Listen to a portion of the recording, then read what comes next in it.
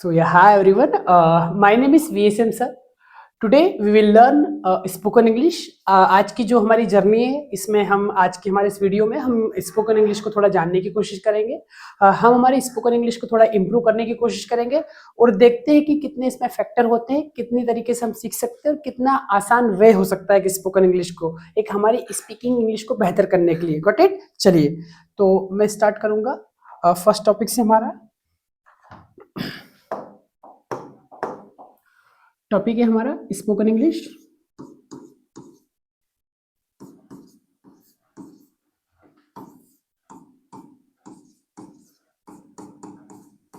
चलिए तो आइए समझते हैं स्पोकन इंग्लिश की जर्नी को। सबसे पहले तो देखो बेसिकली होता है क्या है कि स्पोकन इंग्लिश मतलब कि क्या, स्पोकन मतलब होता है बोलना। क्या? चलिए स्पोकन मतलब क्या होता है? बोलना। तो जब भी हम कुछ बोलते हैं मतलब हो गया स्पोकन, और बोलना क्या है हमें? इंग्लिश। मतलब इनडायरेक्टली पूरी तरीके से बात किस चीज की हो रही है? बोलने की। तो व्यक्ति क्या बोल रहा है? स्पोकन। तो स्पोकन में बोल क्या रहा है? इंग्लिश। स्पोकन तो हो गया बोलना, बोल क्या रहा है? इंग्लिश। तो जब भी कोई व्यक्ति स्पोकन इंग्लिश की बात करता है मतलब बात किसकी हो रही है? ओनली इंग्लिश की। अब इंग्लिश है क्या? अरे भाई साहब, इंग्लिश एक लैंग्वेज है, एक भाषा है। अब भाषा की क्या बात की जाए तो भाषा क्या होती है? हमारा एक प्रारूप होता है कि हम उसके माध्यम से कुछ समझाते, किसी को कुछ बताते हैं और वो समझता है और वो भी हमें बताता है। मतलब हम कम्युनिकेट कर पाते हैं लैंग्वेज की हेल्प से। यस और नो? चलिए तो आगे समझते हैं कि स्पोकन इंग्लिश की जर्नी की बात करें तो ये कहां से स्टार्ट होती है, क्या फैक्टर्स होते हैं इसमें। तो सबसे सिंपल चीज है, यदि स्पोकन इंग्लिश की बात करूं तो यदि सबसे पहले आपको स्पोकन इंग्लिश सीखना है, यदि आपको you want to learn English या you want to speak in English, तो first of all you can understand one thing. आपको एक चीज समझनी होगी कि सबसे छोटा प्रारूप क्या होगा इसका। तो यदि हम सबसे छोटे प्रारूप की बात करेंगे तो सबसे छोटा प्रारूप होगा, सबसे पहले हमारे पास होना चाहिए वर्ड्स। क्या होना चाहिए? वर्ड्स। यदि हमारे पास वर्ड्स है तो इसका मतलब हमारे पास कलेक्शन ऑफ वर्ड्स है, मतलब हम इंग्लिश बोल पा रहे हैं। जनरली होता है क्या, मैं आपको बहुत सिंपल सी बताता हूं। आप ही के घर में जो बुजुर्ग है या फिर ऐसे लोग जो स्कूल नहीं भी गए होंगे या फिर ऐसे लोग जो स्कूल जा भी रहे होंगे, इवेंचुअली वो इंग्लिश बोल रहे हैं किसी न किसी माध्यम से। एग्जाम्पल देता हूं मैं आपको। आपकी दादी हुई तो आपकी दादी कभी कभी इन वर्ड्स का बहुत यूज करती है, जो है इंग्लिश वर्ड। कैसे? वो आपसे एक बात पूछती है कि बताओ टाइम कितना हो रहा है, ठीक है? वो आपको बोलती है मोबाइल कहाँ है तेरा, यस और नो। वो बोलती है, मतलब आप कहीं ना कोई चीज सुनोगे, बोले लाइट चली गई, मतलब हो क्या रहा है? अरे शी इज स्पीकिंग इंग्लिश। वो इंग्लिश में ऑलरेडी बोल रही है, पर बोल क्या रही है? वर्ड्स। क्या बोल रही है? वर्ड्स। तो क्या हम वर्ड्स से इंग्लिश सीख सकते हैं? हाँ बिल्कुल सीख सकते हैं। क्या हम फ्लुएंट बन सकते हैं? ये थोड़ी सी सोचने वाली बात है। क्यों? क्योंकि if you want to become a fluent, यदि आपको फ्लुएंट बनना है तो आपके पास एक और चीज होनी चाहिए जो वर्ड्स से मिलकर बनता है, वो होता है सेंटेंस। यानी आपके पास होना क्या चाहिए? सेंटेंस भी। क्या होना चाहिए? सेंटेंस। तो हमारे पास दो चीज आ गई, वर्ड और सेंटेंसेस। यानी हमारे पास स्पोकन इंग्लिश की यदि बात करें तो हमारे पास दो चीज आ गई, वर्ड और सेंटेंसेस। तो वर्ड की भी एक खासियत है कि कुछ वर्ड हमारे पास है, जैसे मैंने बोला गो मतलब जाना, कम मतलब आना, मैंने बोला स्प्लेंडिड मतलब अरे भाई इनक्रेडिबल, मतलब हमारे पास कुछ वर्ड तो है और कुछ हमें सीखना है। और सेंटेंस का क्या यहाँ पे है कि हमें इन वर्ड्स की मदद से क्या बनाना है? सेंटेंस। क्योंकि सेंटेंस हमारी बात को पूरी तरीके से पहुंचाता है। इसको इस तरह से हम समझ सकते हैं। मान लीजिए एक वर्ड है मरा, ठीक है? आपको मैं बहुत सिंपल वे में समझाता हूं। मेरे पास ओनली एक वर्ड क्या लिखा, बोला मैंने मरा। अब एक्चुअली कंडीशन में आपको समझाता हूं। मान के चलिए कि आप और आपके दोस्त कोचिंग क्लास जा रहे हैं या किसी क्लास में जा रहे हैं, ठीक है? अब थोड़ा सा कि आपका दोस्त रुक जाता है और आप इतनी देर में क्लास के अंदर इंटर हो जाते हो, फिर सर आ जाते हैं, ठीक है? आपका दोस्त बाहर रह जाता है। अब आपका दोस्त बाहर खड़ा है और वो आपसे इशारे से पूछ रहा है क्यों सर आ गए क्या? तो आप इशारे से जब वो पूछ रहा था तो आप बाहर जाते हो, उससे बोले कि आज तो तू मरा। इसका मतलब यहाँ पे क्या बात हो रही है कि यानी कि सर तुम्हें डांटेंगे या सर तुम्हें कुछ बात बोलेंगे या फिर कोई पनिशमेंट छोटी मोटी आपको मिलेगी। यस और नो? साथ ही अब क्या होता है इसमें कि जब ये एक वर्ड है, समझना, बस वर्ड की परिभाषा समझा रहा हूं मैं आपको, एक छोटे से वर्ड की। साथ ही में अब क्या होता है इसमें कि जब यही वर्ड एक अलग कंडीशन में यूज होता है। किस तरह यूज होता है? वर्ड से किसी चीज की बात का पता लगाया नहीं जा सकता है कि उसका सेंस क्या है। अब एक और इस वर्ड को मैं एक और जगह यूज करना चाहूंगा। मान के चलिए कि एक लड़का बहुत स्पीड से और टर्न ले रहा है एक मोड़ पे, और आपने देखा और आपको लगा कि यार ये तो मरा मरा, मतलब कि आज तो शायद तक ये अब रहे ना, क्योंकि इतना भयंकर मोड़ है और उसने एकदम टर्न ले लिया है। तो आपने वहां मरा का मतलब क्या बोला कि शायद इसकी डेथ हो सकती है, यानी कि आप सेंस समझ रहे हो, वर्ड वही है पर सेंस बदल जाता है। यानी वर्ड से आप हर चीज क्लेरिफाई नहीं कर सकते, उसको क्लेरिफाई करने के लिए क्या चाहिए आपको, सेंटेंस। क्या चाहिए, सेंटेंस। तो हमारे पास क्या होना चाहिए, sentence. If we have a sentence we can speak each and everything very clearly, yes और नो।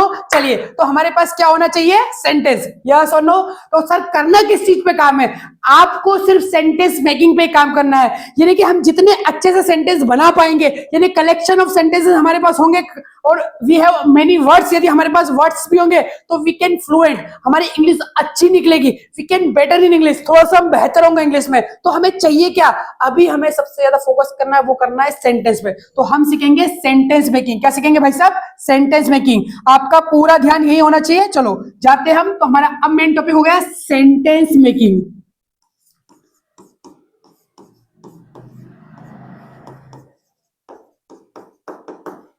चलिए, तो अब हम मेन टॉपिक कौन सा आ गए, सेंटेंस मेकिंग पे। अब मतलब हमें क्या करना है, सेंटेंस मेकिंग। सेंटेंस मतलब क्या होता है हिंदी में, अरे भाई सब कुछ नहीं होता है, वाक्य होता है। वाक्य मतलब कि क्या, अरे भाई साहब जो भी आप बोलते हो समझाते हो वो सब क्या हो गए, वाक्य। यानी आप क्या बोल रहे हो, वाक्य। और मेकिंग यानी कि बनाना, यानी बनाना क्या है आपको, वाक्य। यानी हम सारा काम काय पे करेंगे, वाक्य बनाने पे। अब जब भी आप कोई सेंटेंस बनाते हो तो आपको सबसे इंपोर्टेंट क्या चीज चाहिए, तो आपको सबसे इंपोर्टेंट चाहिए एक फॉर्मेट। उस फॉर्मेट को बोलते हैं स्ट्रक्चर। चमक चलो ना, स्ट्रक्चर। वो क्या होता है, स्ट्रक्चर। यानी सेंटेंस को बनाने के लिए क्या चाहिए हमें, स्ट्रक्चर। यदि हमारे पास स्ट्रक्चर होता है तो we can frame the sentences. Sir structure में जनरली होता क्या है, तो स्ट्रक्चर में सबसे पहले आता है सब्जेक्ट। क्या आता है भाई साहब, सबसे पहले सब्जेक्ट आ गया। चलिए दैट्स इट सर। सब्जेक्ट के बाद क्या आता है, सब्जेक्ट के बाद आता है भाई साहब हेल्पिंग वर्ब। अच्छा, हेल्पिंग वर्ब के बाद क्या आता है सर, उसके बाद आता है मेन वर्ब। अच्छा, मेन वर्ब के बाद क्या आता है सर, तो मेन वर्ब के बाद आता है भाई साहब ऑब्जेक्ट। यानी इसमें 4 कैरेक्टर होते हैं। पहला है subject, helping verb, main verb, object. बोलिए मेरे साथ, subject, helping verb, main verb, object. बोलिए भाई साहब, subject, helping verb, main verb, object. बोलिए, subject, helping verb, main verb, object. बोलिए, subject, helping verb, main verb, object. यानी हमारे पास 4 कैरेक्टर है, subject, helping verb, main verb, object. यानी हमारे पास सब्जेक्ट है, हेल्पिंग वर्ब है, मेन वर्ब है और ऑब्जेक्ट है। ये इनफ है किसी सेंटेंस को बनाने के लिए। चलिए आगे बढ़ते हैं। आप सर सब्जेक्ट क्या होता है, थोड़ा वो भी समझते हैं, सब्जेक्ट क्या होता है। चलिए थोड़ा सा इसको छोटा करके आगे बढ़ाते हैं भाई। चलिए, ओके, डन डन, ओके। चलो, अब सब्जेक्ट होता क्या है, सब्जेक्ट की डेफिनेशन समझते हैं। तो भैया सब्जेक्ट 2 तरह के होते हैं, एक होता है सिंगुलर नाउन और एक होता है प्लूरल नाउन। मतलब कि क्या सर, सिंगुलर नाउन मतलब कि अकेला। तो जब भी किसी भी एक व्यक्ति की बात होती है तो वो क्या हो गया, सिंगुलर। और if we are talking more than one, यदि हम एक से ज्यादा लोगों की बात करें तो वो क्या हो गया, प्लूरल। इन जनरल इसको एक साथ हम फॉर्मेशन में लिखेंगे तो इस तरह लिखेंगे। सबसे पहले आ गया, मान के चलिए आई, फिर आ गया वी, फिर आ गया यू, फिर आ गया दे, फिर आ गया प्लूरल नाउन, फिर आ गया ही, फिर आ गया शी,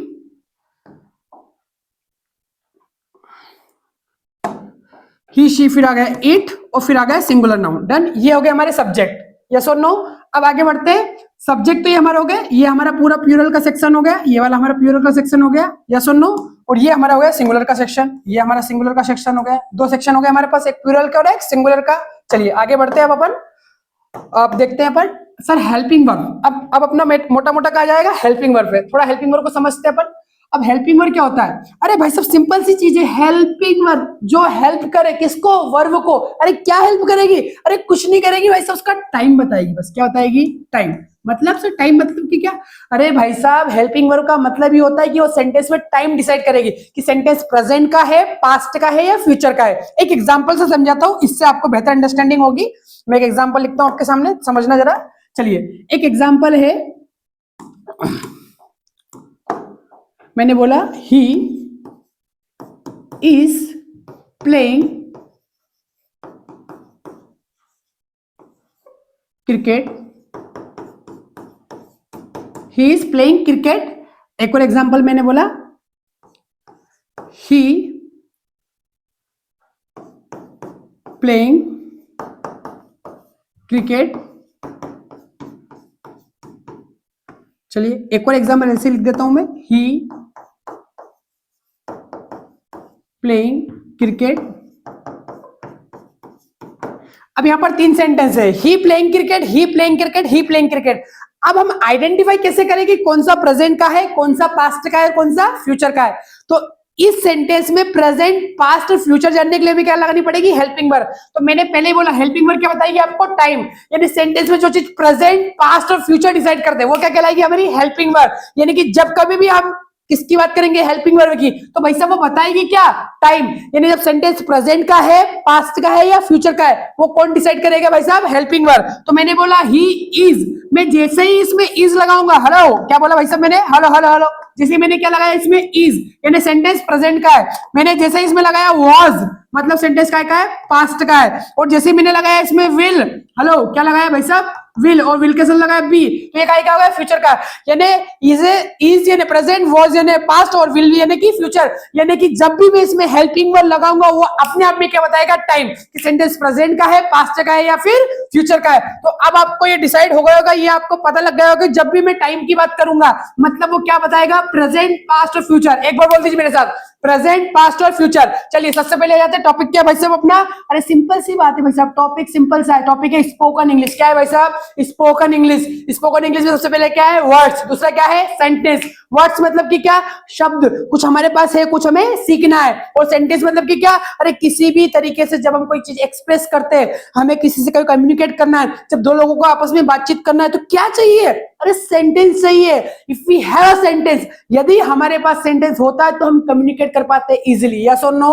चलिए आगे बढ़ते हैं अपन, कि हमने सीखी क्या पे? Sentence making. सेंटेंस मेकिंग में सबसे पहले क्या आएगा हमारे पास? स्ट्रक्चर। उसमें होगा subject, helping verb, main verb और ऑब्जेक्ट। आगे बढ़ते हैं, सब्जेक्ट होता है I, we, you, they, plural, he, she, singular, मतलब कि सिंगुलर और प्लूरल। सब्जेक्ट दो ही तरह के होते हैं, पहला होता है सिंगुलर, दूसरा होता है प्लूरल। अब आती है हेल्पिंग वर्ब। हेल्पिंग वर्ब मतलब कि टाइम। सेंटेंस में क्या बताती है? टाइम। टाइम कौन कौन सा? प्रेजेंट, पास्ट और फ्यूचर। बोलिए मेरे साथ, क्या बोला?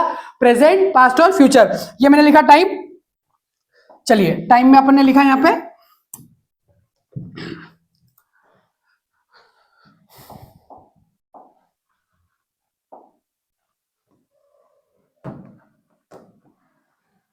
चलिए टाइम बताती है, टाइम कौन कौन सा होता है भाई साहब? तो टाइम होता है, पहला हो गया प्रेजेंट, दूसरा हो गया पास्ट, और तीसरा हो गया फ्यूचर। चलो 3 टाइम होते हैं, प्रेजेंट, पास्ट और फ्यूचर। अब आता है मेन वर्ब। क्या आता है? एक बार मेरे साथ बोलिए, क्या आता है? Main verb. चलिए अभी हमारे पास 2 चीज हो गई, एक हो गया हमारे पास हेल्पिंग वर्ब और एक हो गया सब्जेक्ट और एक हो गया हेल्पिंग वर्ब। अब आता है मेन वर्ब। तो मेन वर्ब का मतलब क्या होता है? मेन वर्ब का मतलब होता है मुख्य क्रिया। क्रिया मतलब क्या होता है? वर्ब। वर्ब मतलब कि क्या? आप जब भी क्रिया की बात करोगे, क्रिया मतलब कि क्या भाई साहब? जिसको बोलते हैं काम। जब भी कोई काम की बात करे, अरे काम मतलब कि क्या? अरे कुछ नहीं भाई साहब, एक्शन इंग्लिश में बोलते हैं। एक्शन मतलब कि क्या? जब भी हमारे द्वारा कोई काम किया जाता है, खाना पीना, नहाना धोना, उठना बैठना, खेलना कूदना, सोना, अरे जो भी आप काम कर रहे हो, बोले कब तक? अरे सुबह से शाम तक जो भी आप कर रहे हो, सुबह से शाम तक जो भी हम काम कर रहे हैं, वो सब हमारे क्या हो गए? एक्शन। यस और नो? चलिए आगे देखते हैं अपन। सबसे पहले एक एग्जाम्पल ले लेते हैं इसमें। सबसे पहले ले लिया मैंने अपन ने, मान के चलो जो प्रैक्टिकल हम ज्यादा करके हम रिलेट कर पाते हैं चीजों को। गो, गो मतलब होता है जाना, यानी कोई व्यक्ति जा रहा है मतलब कुछ ना कुछ कर रहा है। कम, कम मतलब कि क्या रहा है? वो आना है। यस और नो? प्ले, प्ले मतलब कि क्या होता है? खेलना। कुक यानी कि पकाना। ये सब जो काम होते हैं, ये सुबह से शाम तक जो किए जाते हैं, वो क्या हो गए हमारे? वर्ब। अब आता है ऑब्जेक्ट। क्या आता है? चलिए ऑब्जेक्ट। अब ऑब्जेक्ट क्या होता है? थोड़ा सा ऑब्जेक्ट को समझते हैं अपन। अब ऑब्जेक्ट मतलब कि क्या? देखो ऑब्जेक्ट मतलब कि जब सब्जेक्ट जिस चीज को इफेक्ट करे, मान के चलो भाई साहब जिसको इफेक्ट करे, वो क्या कहलाता है? ऑब्जेक्ट। समझना, मैं स्मार्ट बोर्ड से पढ़ा रहा हूं, मैं यानी कि सब्जेक्ट। पढ़ा किससे रहा हूं? स्मार्ट बोर्ड से।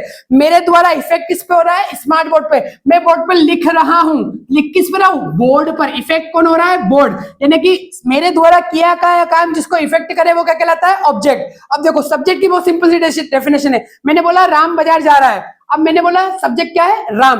आप कैसे पहचानोगे? यदि भूल भी जाओ तो सीधी सी बात है, कौन लगाओ? सब्जेक्ट पाओ। बोले बाजार कौन जा रहा है? राम जा रहा है। सीता गाना गा रही है, कौन गाना गा रही है? सीता। राहुल खेल रहा है, कौन खेल रहा है? राहुल। यानी कौन लगाने से क्या पता लग जाएगा? सब्जेक्ट। और ऑब्जेक्ट मतलब क्या? जिसपे इफेक्ट हो रहा है, जो व्यक्ति काम कर रहा है वो सब्जेक्ट, काम का जिसपे इफेक्ट हो रहा है वो क्या कहलाता है? ऑब्जेक्ट। यानी हमने इस सारी चीजों से क्या सीखा है? Subject, helping verb, main verb, object. मोटा मोटा आपको जो सिखाया गया है वो ये चीज सिखाई गई है, इस पे ज्यादा फोकस हुआ है। सब्जेक्ट पर, हेल्पिंग वर्ब पर, मेन वर्ब पर और ऑब्जेक्ट पर। यानी किसी भी सेंटेंस को बनाने के लिए क्या चाहिए? एक फॉर्मूला। फॉर्मूला बोले तो एक स्ट्रक्चर। स्ट्रक्चर क्या होता है? Subject, helping verb, main verb और ऑब्जेक्ट। बोलिए भाई साहब, subject, helping verb, main verb, object. एक साथ बोलिए, subject, helping verb, main verb, object. यानी जब जब भी हम कोई सेंटेंस बनाते हैं तो हमें एक स्ट्रक्चर क्या चाहिए, जिसमें होता है subject, helping verb, main verb और ऑब्जेक्ट। अब इसी चीज को अपन आगे बढ़ाएंगे। अभी हमारे पास सेंटेंस फॉर्मेशन के लिए एक बहुत अच्छी चीज आ गई है, जिसको बोलते हैं छमक चलो नहीं, स्ट्रक्चर। क्या बोला इसको? स्ट्रक्चर, जिसमें आता है सबसे पहले सब्जेक्ट, फिर हेल्पिंग वर्ब, फिर मेन वर्ब, फिर ऑब्जेक्ट। चलिए मैं अगला वीडियो कुछ नई चीज के साथ, नई क्रिएटिविटी के साथ करूंगा। चलिए, so we will meet again. Bye, take care and have a great day. Bye everyone, bye and bye, take care. चलिए।